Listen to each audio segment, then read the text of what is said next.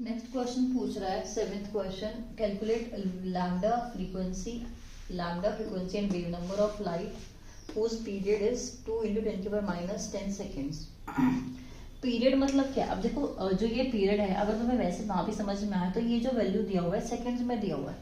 अब तुम यूनिट से समझ जाओ। अगर मैं कहती हूँ कि कोई पीरियड है वो 2 सेकेंड्स का है, तो यानी कि 2 सेकेंड्स क्या है? टाइम हो गया। तो यानी कि ये क्या दे रखा है? ये टाइम पीरियड दे रखा है। जो हमारी फ्रीक्वेंसी है उसका जो टाइम पीरियड है वो कितना है? 2 सेकेंड्स है। 2 इंटू 10 की पावर -10 सेकेंड है, तो टाइम पीरियड कितना है? 2 इंटू 10 की पावर -10 सेकेंड, क्योंकि टाइम पीरियड की टाइम की यूनिट हमारे सेकेंड, मिनट या आवर में होती है। तो टाइम पीरियड हमारा इतना दे रखा है। फ्रीक्वेंसी हमारी क्या हो जाती है? 1 में टाइम पीरियड, तो 1 2 इंटू 10 की पावर -10 सेकेंड, तो ये हमारी आ जाएगी 0.5 इंटू 10 की पावर 10 सेकेंड इनवर्स। फ्रीक्वेंसी आ गई। अब क्या निकालना है? लैम्डा निकालो पहले। लैम्डा के बाद ही वेव नंबर आएगा। Lambda is equals to C upon mu.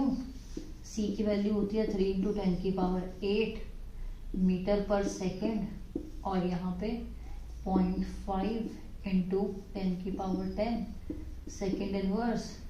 Second inverse cut गया, तो ये हमारा आ जाएगा 10 की पावर 8 -10, और यहाँ पे 1 है तो +1, और 3 डिवाइड बाय 5। ठीक है, इट विल बी 8 + 9 1, तो इसको कर लो -1। क्या आ गया? मीटर्स। ठीक है, वेव नंबर क्या आ जाएगा? Wave number is equals to 1 में लैम्डा, तो 1 3 डिवाइड बाय 5 इंटू 10 की पावर -1, तो ये 10 की पावर -1 ऊपर चला जाएगा, 10 3 नीचे और 5 ऊपर। और किस में आ जाएगा ये? मीटर इनवर्स में।